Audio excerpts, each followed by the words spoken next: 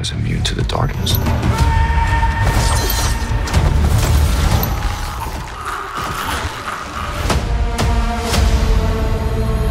It's hard to come to terms with a violent nature.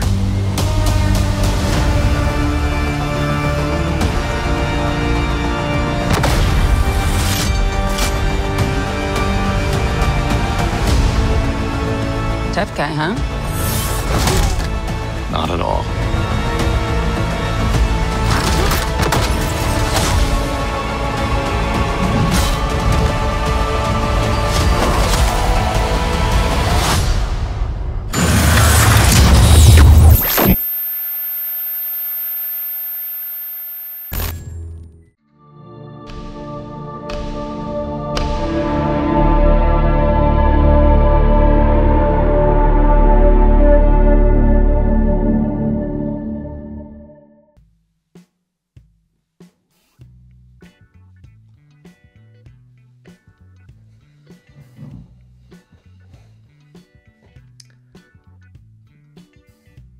Je vais m'adresser directement à Kevin Feige, le patron de Marvel Studios. Je pense qu'on a tous un petit mot à te faire passer. Justin Benson et Aaron Moorhead, tu nous les gardes.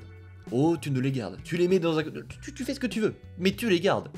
Tu les gardes. Aujourd'hui, les amis, on se retrouve pour la dernière critique. C'est la dernière de Daredevil Born Again, la dernière de la première saison, et évidemment qu'on sera de retour pour parler de la saison 2, mais là, pour le coup, c'est la dernière critique de la première saison, puisqu'aujourd'hui est sorti l'épisode final de Born Again, et...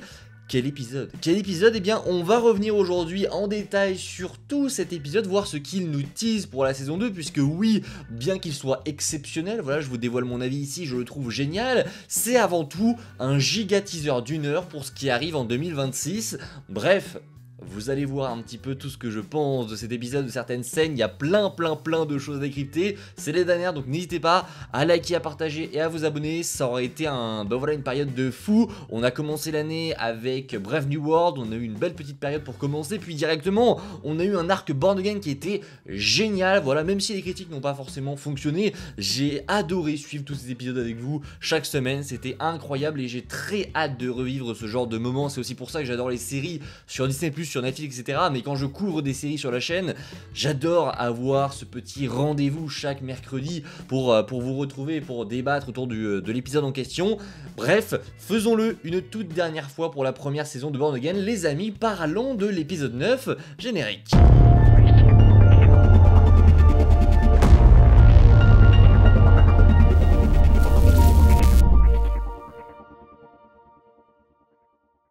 Et les amis, vous connaissez évidemment la chanson, on est parti pour décrypter l'épisode de A à Z avec les meilleures scènes. Et donc on commence, en tout cas cet épisode commence avec un flashback, on nous l'avait dévoilé, il y a des gens qui avaient vu l'entièreté de la série et qui nous avaient dit les gars, dans l'épisode 9, il y aura un flashback qui sera déterminant, qui va vous apprendre certaines choses sur la mort de Foggy. Et pour le coup...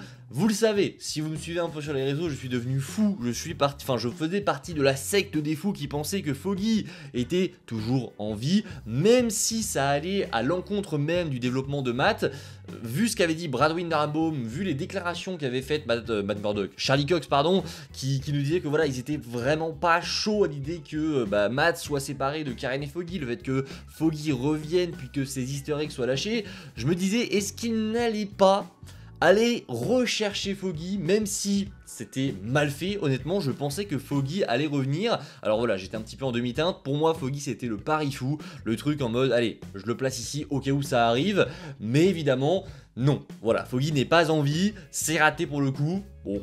Voilà, je sais pas si vous y croyez en commentaire, j'avais fait un sondage sur Insta, j'ai vu qu'il y en avait quand même pas mal qui y croyaient, on était sur un bon 70% quand même, donc...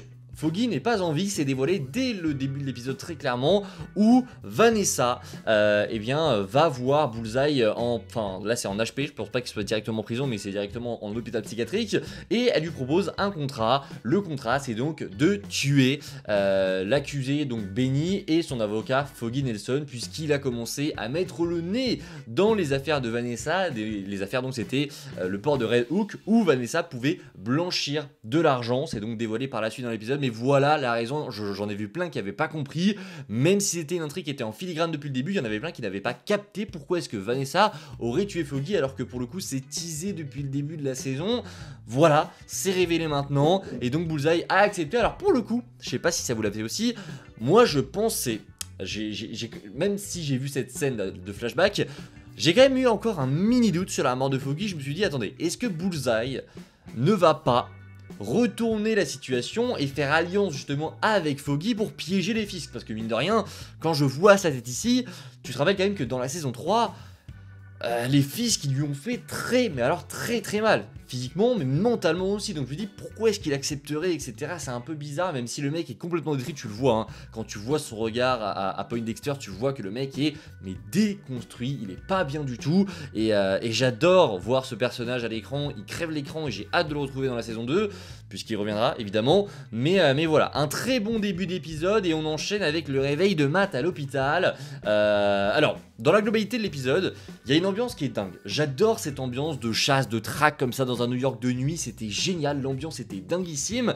et ça commence dès maintenant avec Matt qui se retrouve à l'hôpital, et qui retrouve donc Heather Glenn, et je sais plus du tout comment elle s'appelle son assistante, bref, je n'ai plus son nom, mais en tout cas, il retrouve Heather Glenn qui est passé du côté obscur. Très clairement, tu le sens direct, Heather Glenn, elle est pas du tout d'accord avec ce que dit Matt, et ça a été teasé tout au long de la saison depuis qu'ils se connaissent. En fait, tu sens qu'ils ont une espèce de différence de point de vue sur les héros, sur les personnes qui sont masquées, et sur Wilson Fisk. En même temps, vous me direz, Heather ne connaît pas Fisk, mais voilà, là tu sens la différence, la jonction qui est créée, et ça a explosé. Voilà, Heather est partie littéralement, et on va la retrouver à la fin de l'épisode, mais on va y venir, on va parler un petit peu de tout dans cet épisode, mais c'est intéressant de voir Matt directement, quand il se réveille, la première chose qu'il dit c'est, il dit Karen, très cool d'ailleurs, mais il pense directement à Fisk, à ce qui va arriver, et j'ai vraiment beaucoup aimé le fait que Matt, bon, pour le coup, la balle qu'il a pris a servi à pas grand chose pour le coup, voilà, juste ça a servi de prétexte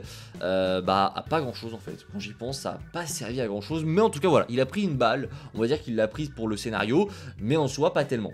Voilà, on va continuer avec Fisk qui a réuni sa milice, pareil, on a vraiment l'impression qu'il est en état d'alerte, et ça, j'aime beaucoup le fait que ce soit de nuit comme ça, qu'il soit un petit peu barricadé dans son penthouse, ça j'aime beaucoup aussi, ça me rappelle la saison 3, et donc on retrouve sa milice, on retrouve Gallo, et là voilà, quand j'ai vu en fait la description de l'épisode 9, puisque vous voyez quand vous lancez l'épisode sur Disney+, il y a une petite description en dessous, et dans cette description, j'avais lu juste avant de lancer, Wilson Fisk redevient le Caïd. Et là je me suis dit, oula, ça veut très clairement dire qu'il y en a un qui va y passer. Et pour moi, c'était soit Sheila, donc l'attachée de presse, je crois qu'elle est attachée de presse pour Wilson Fisk, soit c'était le commissaire Gallo.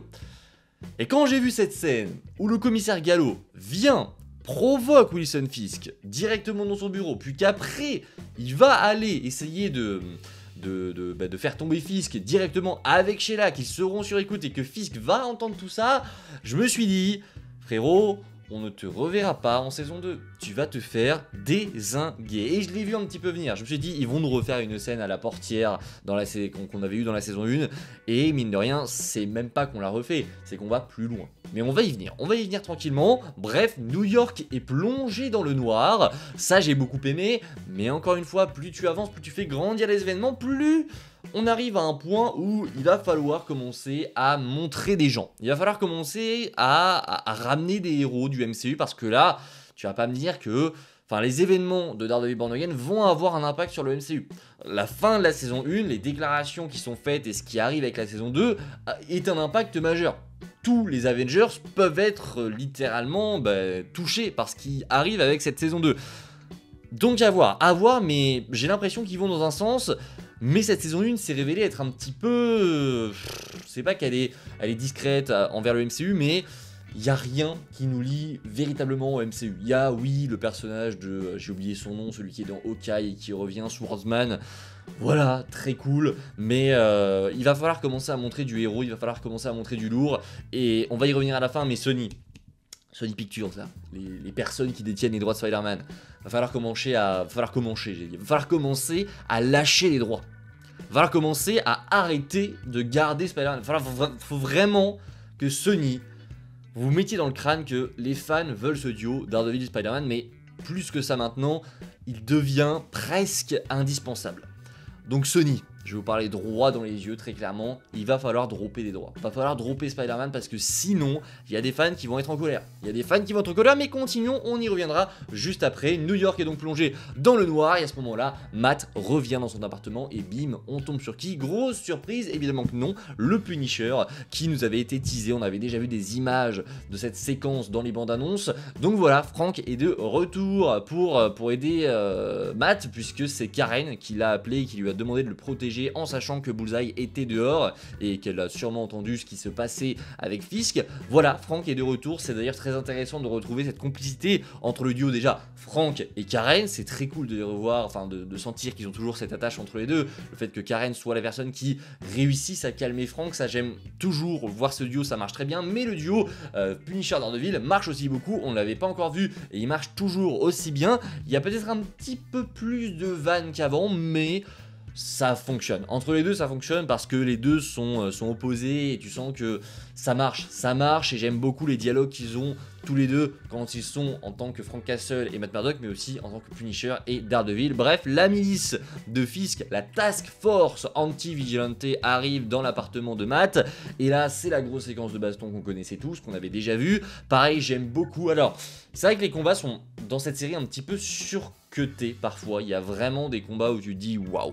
Alors il y a des ralentis qui sont très sympas, j'adore les ralentis où tu vois le Punisher il déchire un bras je crois, il met des balles dans la tête à un mec, c'est incroyable, il envoie un mec valser et du coup il se prend la mâchoire contre une table, pareil ça c'est génial, il y a des idées qui sont très cool. Mais je trouve quand même que le combat en général, quand on n'a pas ces scènes de ralenti, il est un peu surcoté. Même si, encore une fois, j'ai adoré ce duo et j'adore toutes les séquences de combat de Born Again. Il y a des combats qui sont un peu surcotés selon moi et ça se corrige très facilement, je pense. Il faut ramener des mecs qui savent chorégraphier des combats et à mon avis, ils vont faire ça dans la saison 2. J'ai hâte de voir ça, mais à mon avis, on va partir là-dessus.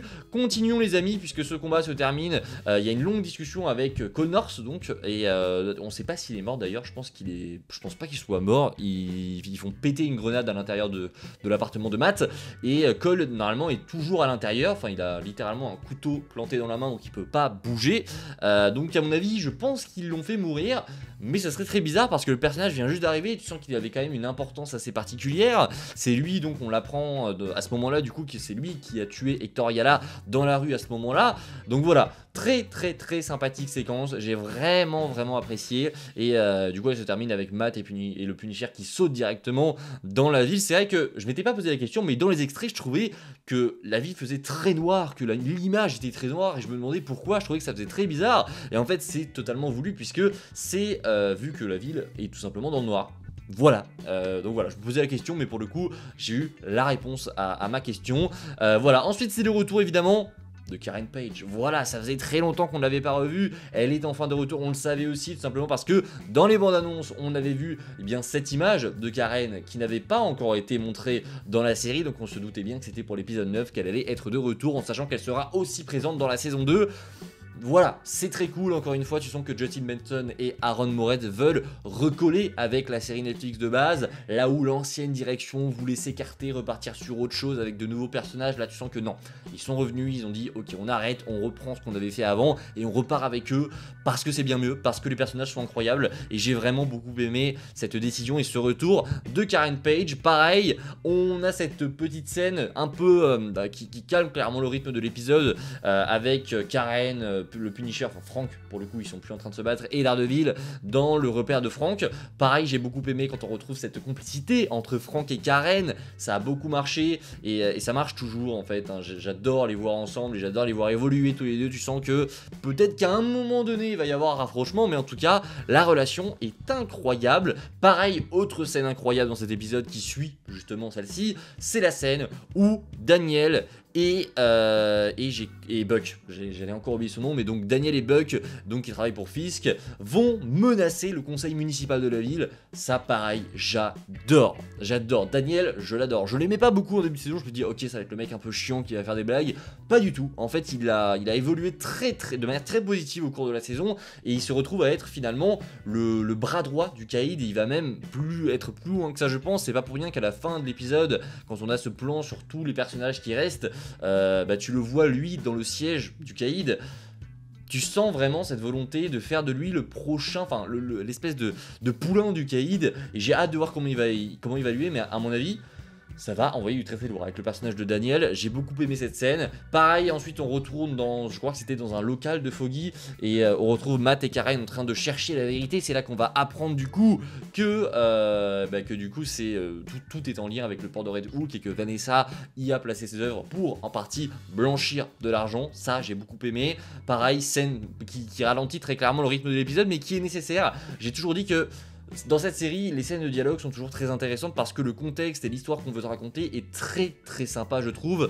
Donc encore une fois, avoir des scènes de dialogue dans un épisode final, ça n'est pas mauvais, c'est juste très très cool, je trouve. Voilà, on a des petites refs à Foggy avec Avocados, ça aussi j'ai beaucoup aimé. Bon, voilà, vous me direz en commentaire ce que vous en pensez, mais j'ai beaucoup aimé ce lien encore une fois, une dernière fois à Foggy, parce qu'on sent qu'on va le lâcher très clairement dans la saison 2. Là, tout le but de la première saison, c'était... Alors, tout le but de la première saison, quand Justin Benson et Aaron Moorhead étaient derrière la caméra, oui, c'était le but de comprendre le mystère derrière la mort de Foggy, mais on va dire que tout au long de la saison, on a été un petit peu impacté par autre chose, alors, ça marche, mais dans sa globalité, la saison fait un peu brouillon, pour le coup. La saison fait un peu brouillon, parce qu'on se retrouve avec des intrigues un peu différentes qui vont dans tous les sens, mais... ça marche quand même. Voilà, le côté de voilà, Matt ne croit plus au système, toute la saison est faite pour que Daredevil revienne parce que le système ne fonctionne plus, et qu'on comprenne après que bah voilà, la mort de Foggy avait finalement un sens. Ça marche, mais ça fait quand même un petit peu brouillon sur le papier. Vous me direz évidemment dans les commentaires ce que vous pensez au global de la saison quand vous prenez un petit peu de recul. Bah pour le coup, voilà, ça fait un peu brouillon, mais moi je vous le dis, hein, j'ai adoré. Ça reste extrêmement plus positif, ça reste bien meilleur que tout ce qu'on a eu auparavant dans le MCU sur Disney+. Alors, il y a Loki, etc., mais en globalité, sur beaucoup de séries merdiques qu'on a eu, ça reste bien à des années-lumière, selon moi, de Secret Invasion, de tout ça. Ça fait du bien d'avoir enfin des séries du MCU comme ça. On continue avec le Punisher qui revient au port de Red Hook et qui va se faire capturer par des flics, et là on va rentrer dans une double scène où Wilson Fisk va recevoir le commissaire Gallo, et là, mamma mia. Oh, la scène de malade avec Wilson Fisk qui donc, alors comment est-ce que je pourrais déterminer le truc, comment est-ce que je pourrais vous l'expliquer sans vraiment vous montrer les images, parce que pour le coup je ne vais pas vous montrer les images tellement c'est violent. Comment je pourrais le dire, il disloque la mâchoire c'est même pas il disloque la mâchoire, c'est qu'il pète le bas du visage du commissaire tout en lui arrachant la peau. Enfin, je sais pas trop comment est-ce qu'il fait. En fait, il lui bloque. Tu sens qu'il lui craque la tête. En fait, il a deux doigts de lui faire exploser la tête. J'ai cru justement qu'il allait lui briser le crâne en deux. Mais en fait, c'est trop bizarre. Enfin, c'est trop bizarre. C'est extrêmement violent. C'est très bien fait d'ailleurs. Mais il lui arrache le bas du visage. Il a plus de dentition en dessous. C'est dégueulasse. C'est dégueulasse. Mais voilà, Fisk lui arrache une partie de la gorge aussi, pour le coup. Il lui arrache le bas de la mâchoire, il a plus de mâchoire et il a juste les dents en haut, donc son visage pend comme ça, et il lui arrache un bout de peau ici. Enfin, c'est horriblement violent, c'est dinguissime ce qu'ils ont réussi à faire. Voilà, quand les réalisateurs nous disaient que la scène, enfin il y a des scènes dans l'épisode 9 qui étaient super brutales, ils ne mentaient pas. Là très clairement, selon moi, on dépasse même la violence qu'on avait ressentie dans l'épisode, c'était l'épisode, je sais plus quel épisode, mais dans la saison 1 où Fisk arrachait la tête d'un mec avec une portière. Là on voyait rien, mais là on voit et on le voit exploser le crâne du commissaire, c'est dingue. Voilà, je pense que Sheila, qui est toujours en vie, a du souci à se faire, mais c'était dinguissime. Pareil, la scène avec Daredevil, avec le Punisher, qui est face à ces policiers corrompus, à Powell, j'ai beaucoup aimé. Pareil, tu sens que... alors j'aurais bien aimé qu'il leur fasse une leçon de morale, un beau discours, mais il ne le fait pas parce qu'ils en valent même pas la peine, selon lui. Donc voilà, mais tu sens très clairement que le Punisher n'a rien à voir avec ces personnes, et que clairement ils pensent l'opposé de ce qu'ils font. J'ai beaucoup aimé voilà, que le Punisher ne rentre pas dans leur jeu, et que enfin voilà, il y a un espèce de doute qui est laissé par la série. Est-ce que le Punisher va se joindre à leur côté, alors que pas du tout, ils sont clairement opposés en fait en tout point, et le Punisher n'a rien à voir avec ces personnes. Et j'aime beaucoup ce côté là. Vous me direz évidemment aussi dans les commentaires ce que vous en pensez. Et donc on termine cet épisode avec Fisk qui déclare très clairement que les justiciers sont hors la loi désormais. Il y aura un couvre-feu, et à mon avis, il va y avoir cet aspect dans la saison 2 de voilà, dans la saison 2, il y aura une traque. Quand la nuit tombera, il y aura une traque sans lâche des super-héros. Et j'ai adoré voir ça, c'était génial. Et c'est un énorme teaser pour la saison 2, vous le savez, c'est ce qu'on nous avait dit, que dans la saison 2, ce serait une traque des héros et que Matt allait réunir des super-héros pour en venir à bout de Fisk. Pareil, Matt qui dit qu'il doit réunir une armée. C'est génial, c'est un teasing pour la saison 2, c'est un teaser énorme, mais c'est absolument génial je trouve, le fait que voilà, ça y est, maintenant on est vraiment dans cette traque sans limite des héros, là il n'y aura plus de loi, il n'y aura plus de quoi que ce soit, la Fisk qui l'a compris, c'est bon, on arrête, on va se foutre sur la gueule, on va faire la guerre, ça va être la guerre, ça va être une traque énorme et la saison 2 risque d'être explosive, ça va être génial, je vous le dis. Une saison 2 dirigée par Justin Benson et Aaron Moorhead où le but c'est que Fisk traque les héros sans foi ni loi pour le coup. Quand la nuit tombera, ça va être la guerre, ça va être la traque. J'ai hâte, que ce soit Bullseye, que ce soit Daredevil, tout le monde. C'est pour ça que je vous dis qu'il faut que Sony drop les droits de Spider-Man. Déjà, je pense que les Defenders seront de retour parce qu'ils vont être traqués eux aussi, mais il faut d'autres héros. Pour moi, il nous faut du Spider-Man, c'est obligatoire, il faut que Spider-Man arrive à être présent, et pourquoi pas en faire même une intrigue pour un prochain film de Spider-Man. Il y a trop de possibilités, mais Sony, s'il vous plaît Sony, droppez les droits pour Spider-Man, il faut qu'il soit dans cette saison 2, rien que pour un épisode, s'il vous plaît. Allez. C'est pas compliqué, mais juste dropper les droits, ça serait incroyable. Bref, j'ai hâte de voir cette saison 2, ça va paraître tellement long jusqu'en 2026, mais j'ai très hâte de voir ce que ça va donner. Il y a également cette scène où Heather Glenn du coup rejoint Wilson Fisk. Voilà, elle est passée du côté obscur, à voir comment elle va évoluer en saison 2, mais pour le coup ça me semble très bizarre parce que tu sens que c'est pas une mauvaise personne non plus, mais qu'elle ne sait pas en fait ce dont Fisk est capable, donc à voir, mais pour le coup, ça me paraît très bizarre. En fait, il y a presque deux possibilités. Soit elle passe vraiment du côté obscur et là, elle rejoint Fisk, mais véritablement. Soit elle se rend compte dans la saison 2 qu'en fait, bah non. Non, très clairement, Fisk n'est pas une bonne personne et que Matt avait raison. J'ai hâte de voir ça, mais c'est un très bon choix, encore une fois, de faire en sorte que voilà, elle passe du côté obscur avec Wilson Fisk. J'ai vraiment beaucoup aimé et on termine cet épisode sur un discours de Matt, un discours absolument incroyable, sur une musique absolument incroyable. La musique de fin de cet épisode est géniale pour le coup. Voilà, je l'adore et j'adore cette fin d'épisode où on retrouve Matt avec Karen dans le bar de Josie qui discutent. J'ai vraiment adoré et donc les deux sortent et là tu vois, alors ça m'a fait rire dans l'épisode parce que 2 minutes avant t'as Daredevil qui dit on a besoin d'une armée et là on se retrouve avec cette fameuse armée. Bon, t'as envie de dire, c'est pas comme ça que tu vas vaincre Fisk mon gars, hein. Tu vas vraiment pas y arriver comme ça. Il y a Josie, il y a la flic non charismatique très clairement qui était là pour la prise d'otage, il y a le mec chauve, je sais plus comment il s'appelle, et t'as 2-3 flics. Eh ben, c'est ça ton armée, mon gars, tu vas pas aller très loin, je te le dis, mais bon, encore une fois, on sait que c'est juste pour la fin de la saison et que cette armée va grandir, que c'est un réseau qui va construire, mais qu'avant tout, l'armée qui va avoir à ses côtés, c'est une armée de héros, c'est très clairement le but de cette saison 2. Voilà, que ce soit le Punisher, que ce soit les Defenders, que ce soit Spider-Man, pour moi, ils doivent tous revenir et ils doivent être dans cette saison 2 par pitié Spider-Man. Par pitié Spider-Man, ça fait 3 fois que je le dis, mais je veux Spider-Man. Il nous faut un Spider-Man. J'ai cru au début, quand la porte s'est ouverte, qu'on allait avoir des caméos de partout, des caméos de folie en mode oh là là, la saison 2, vous êtes pas prêts, vous allez vous régaler, qu'on allait avoir les Defenders dans la salle.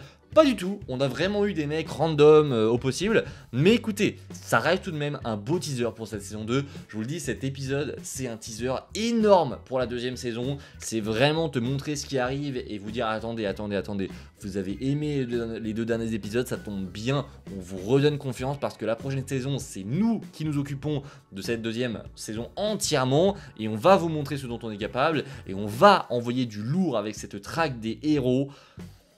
J'ai trop hâte les gars d'être en 2026, potentiellement en mars 2026, hein, ça sortira selon moi avant Doomsday, il y a très peu de chances que ça sorte après, donc pour moi on est à moins d'1 an de la sortie de la saison 2, qui est actuellement en cours de tournage. Voilà, vous me direz en commentaire ce que vous avez pensé de Daredevil Born Again Global. On termine avec une scène post-crédit, si l'image veut bien s'afficher de mon côté, voilà, une scène post-crédit, alors non, je vais y revenir juste avant.